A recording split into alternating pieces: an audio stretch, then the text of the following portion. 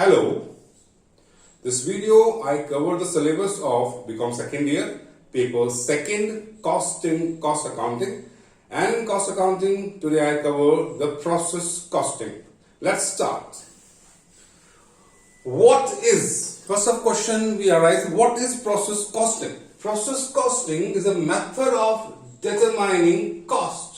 We know there are many methods of determining cost: unit costing, quadrant costing, job costing. Like any other method of costing, process costing is also a method of determining cost. Now another question, where it is employed?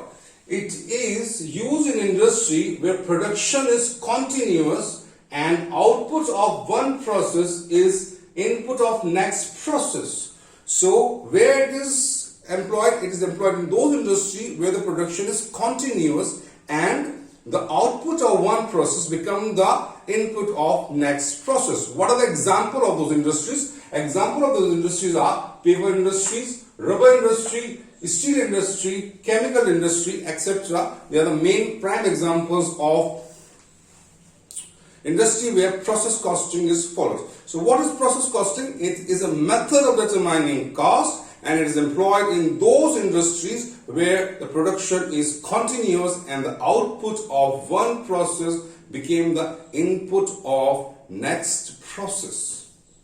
Now, what are the main characteristics of process costing? Generally, more than 2 or 3 processes is required to obtain finished product. Here, the cost of each process is determined separately. In this type of industry where process costing is employed, finished product is obtained or is available after undergoing 2-3 processes. So it takes 2-3 or more than 2-3 processes to obtain the finished product. But we determine the costing of each process. Here, the costing of each process is determined separately. Now, second point is all type of cost, direct as well as indirect, is charged to the process for which it is incurred. Now, next question which mainly arises: what are the basis of charging direct cost and indirect cost, which are commonly known as overhead? So here, direct as well as indirect cost or overhead is charged on the basis of process. Overhead is allocated or absorbed on the process wise, allocated or absorbed process wise, and it is generally absorbed on the basis of wages or any other basis given in the question. Now the next point, third point, output of one process become the input of next process. It is the main feature of process costing. Here the output of one process become the input of another process.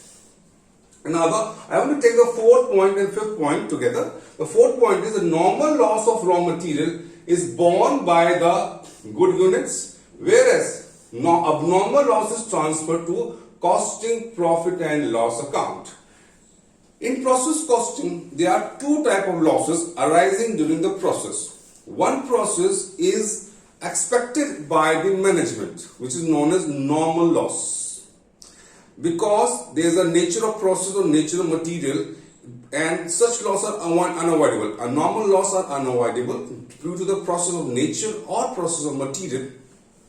So it is expected by the management. Say the 1000 units is introduced in a process and management expected 10% normal loss. So the expected production will be 900 units. So if the production is 900 units, then it will be treated as the expected production because management is expecting 100 unit as a normal loss. But if the actual production is less than expected production, say the actual production is 870 units or 850 units, so the difference between actual production and expected production will be treated as abnormal loss. And there is a difference in the treatment of normal loss and abnormal loss.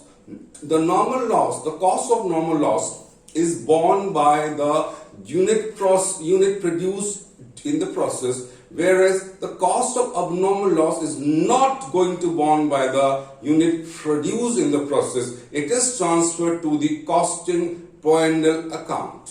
Moreover, is one more point. If anything is realizable from the scrap, which is treated as normal loss, then the amount obtained from scrap, from the sale of scrap, is deducted or credited to the process account. Next point is abnormal gain, if any, arising during any process like normal loss is transferred to costing profit and loss account. Say if the actual production is more than the production expected by the management, then the difference will be treated as abnormal gain. But the treatment of abnormal gain and abnormal loss is similar. Like abnormal loss, abnormal gain is also transferred to costing profit and loss account. The treatment of normal loss as well as abnormal loss and abnormal gain is a main point in second year. They are many times asked in theory as well as in practical. What is normal loss? What is abnormal loss and abnormal gain? What is the treatment of normal loss and abnormal gain? Another part of process costing is inter-process profit, which I will cover in the next video. Thank you very much.